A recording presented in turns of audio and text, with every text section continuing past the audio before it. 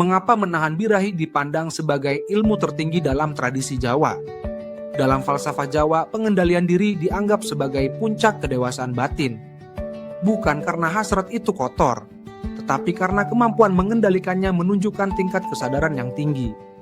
Dalam banyak serat klasik, manusia diajarkan untuk menundukkan hawa nafsu agar tidak diperbudak oleh dorongan instingtif. Nafsu bukan musuh, tetapi jika dibiarkan liar, ia menguasai arah hidup. Dalam pandangan Jawa, birahi adalah simbol dari dorongan paling dasar manusia. Jika seseorang mampu mengendalikan dorongan ini, maka ia dianggap telah menaklukkan dirinya sendiri.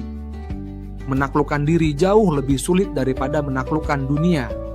Ada konsep yang dikenal sebagai ngelmu kasampurnan, ilmu menuju kesempurnaan batin. Intinya bukan pada kekuatan fisik, bukan pada kekayaan, bukan pada jabatan, melainkan pada kemampuan menjaga keseimbangan batin. Birahi dipandang sebagai ujian karena ia bekerja secara halus. Ia bisa menyamar sebagai cinta, sebagai kebutuhan, sebagai pembenaran. Jika seseorang tidak sadar, ia bisa diperbudak oleh kesenangan sesaat dan kehilangan arah hidup. Tokoh-tokoh spiritual Jawa sering digambarkan sebagai sosok yang mampu menguasai diri sebelum membimbing orang lain. Dalam budaya Jawa, wibawa sejati lahir dari ketenangan batin, bukan dari agresi.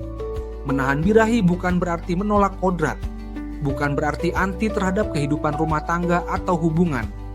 Yang ditekankan adalah kendali, bukan penekanan buta. Ada perbedaan besar antara menahan karena sadar dan menekan karena takut. Jika ditekan tanpa kesadaran, hasrat bisa berubah menjadi ledakan. Tapi jika dikendalikan dengan kesadaran, ia berubah menjadi energi. Dalam laku spiritual Jawa, energi birahi diyakini bisa ditransformasikan menjadi daya cipta, ketajaman pikir, dan kewibawaan. Energi hidup pada dasarnya satu, tinggal diarahkan.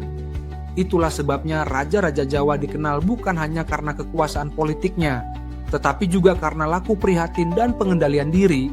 Seorang pemimpin yang tidak mampu mengendalikan hasratnya dianggap lemah secara batin. Dalam masyarakat modern, birahi sering dipahami sebatas dorongan biologis. Namun dalam pandangan Jawa, ia adalah pintu ujian kedewasaan. Karena orang yang dikuasai birahi akan mudah dikendalikan oleh kesenangan. Sedangkan orang yang mampu mengendalikannya sulit dipermainkan oleh dunia. Pada akhirnya, ilmu tertinggi bukan tentang memiliki banyak pengetahuan, tetapi tentang mengenali diri sendiri, memahami dorongan terdalam, lalu tetap tenang di tengah gejolak.